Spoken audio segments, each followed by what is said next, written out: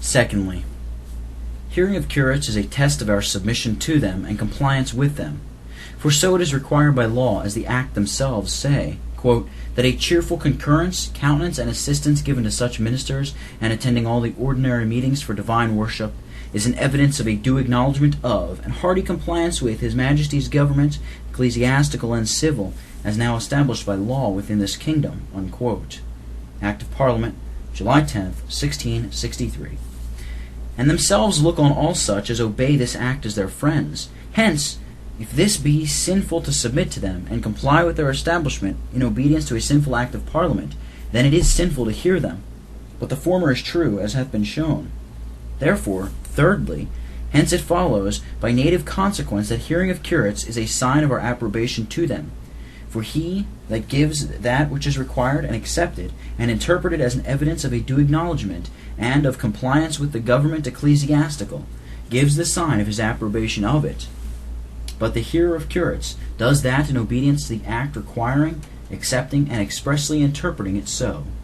Therefore, number 8, as we would be free of their sin, in approving of and complying with their course, so we must endeavor to stand at the greatest distance from all appearance of sin in ourselves, either by commission or omission, in which our joining with them in these circumstances would involve us.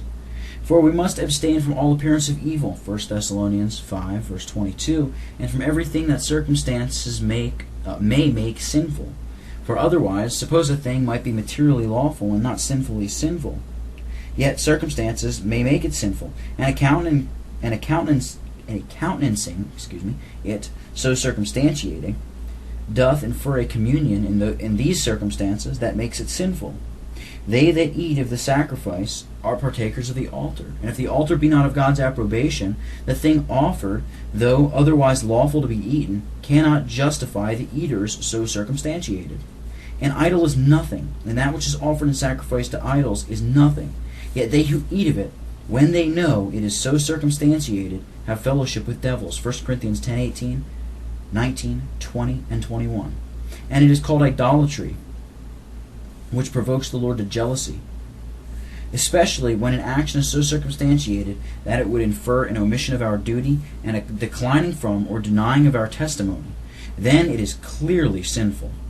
For whosoever shall deny the Lord before men, him will he deny before his Father. Matthew 10, verse 33. And we must, quote, hold fast the profession of our faith without wavering. Hebrews 10, verse 23. And to, quote, keep the word of his patience, unquote, if we would be kept in the hour of temptation, and hold it fast that no man take our crown. Revelation 3, verses 10 and 11. Quote, all truth must be avowed and practically avowed on the greatest hazard, and as this testimony must be full, so must it be also constant.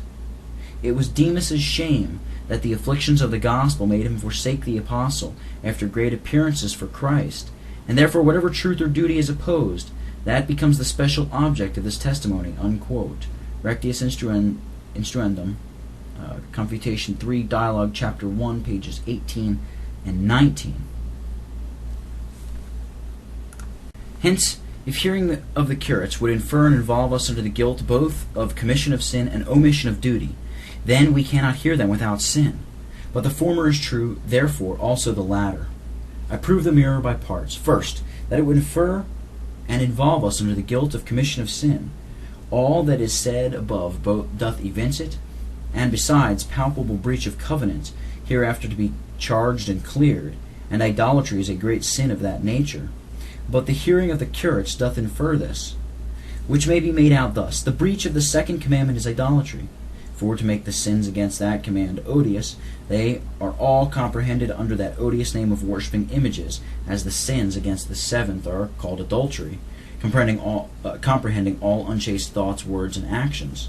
Hearing of curates is a breach of the second commandment. Ergo, the minor I prove thus. Every worship not according to Christ's appointment is a breach of the second commandment. But hearing of curates is a worship not according to Christ's appointment, which I prove thus. A worship enjoined by and performed in obedience to a law, establishing a human ordinance in the church, besides and against the institution of Christ, is a worship not according to Christ's appointment, But the hearing of curates is a worship enjoined by and performed in obedience to a law establishing a human ordinance, to wit, diocesan Erastian prelacy, with the curates their substitutes. Hence also the second doth follow by necessary consequence, that it would infer and involve us under the guilt of omission of duty.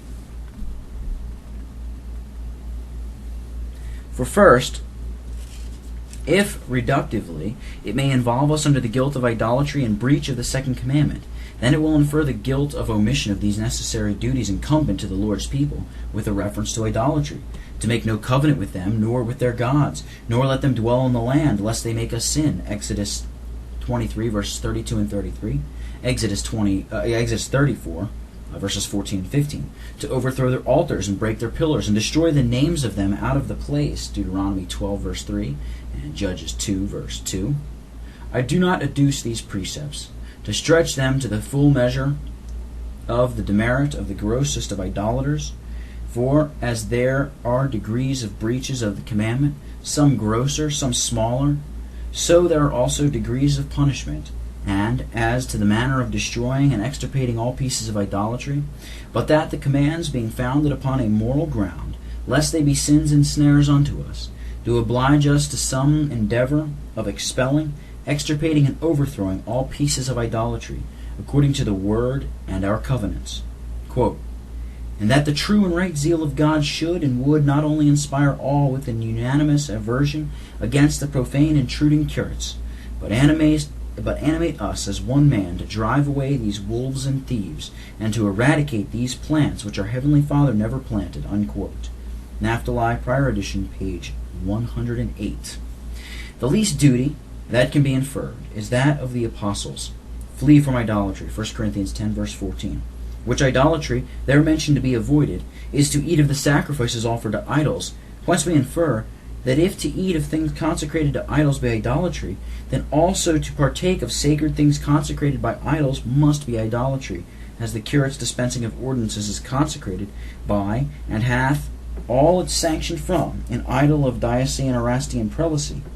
But we see the apostle expresses the former, therefore we may infer the latter. Further, it will also infer a declining form, and denying a necessary testimony in the case circumstantiated. Even the smallest matter is great when a testimony is concerned in it. Were it but the circumstance of an open window, Daniel durst not omit it upon the greatest hazard. And now this has clearly come to a case of confession, when there is no other way to exonerate our consciences before God and the world, and declare our nonconformity to this course of backsliding, no getting of wrongs redressed, or corruptions in the ministry removed. But by this practice, and certainly some way, we must give public testimony against these courses. And there is no other way so harmless and innocent as this, though suffering follow upon it. And now there is no other way apparent, whereby the difference shall be kept up betwixt such as honestly mind the covenanted work of reformation, and the corrupt prelatical and malignant enemies.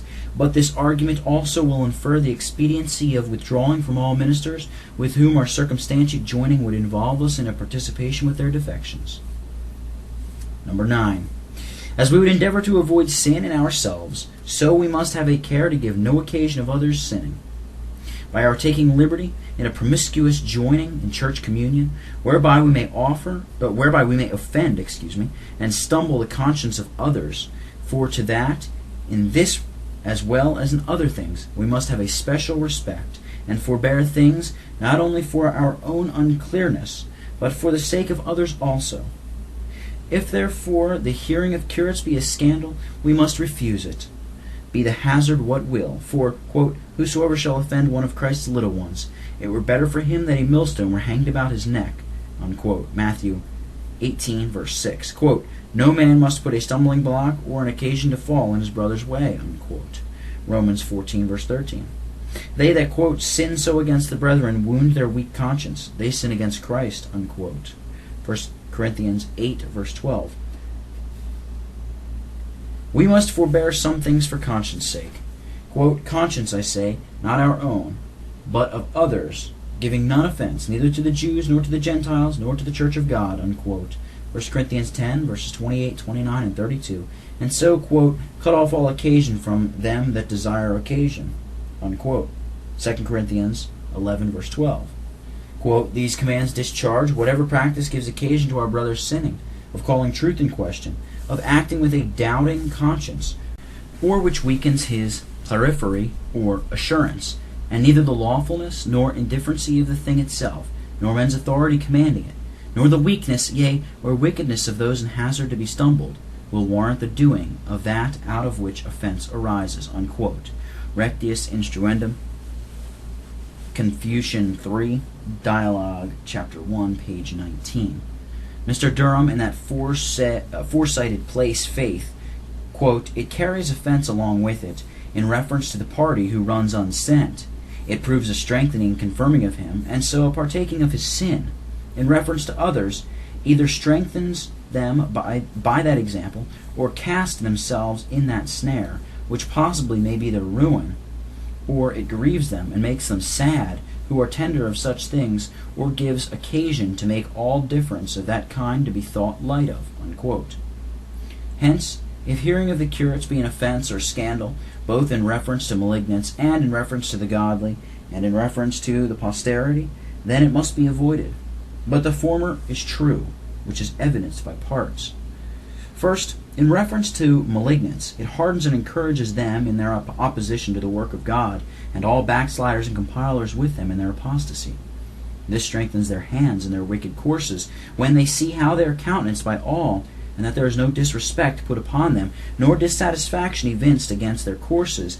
Then they conclude that they are approven of all, and this hardeneth them, so that they never once think of the evil of their ways.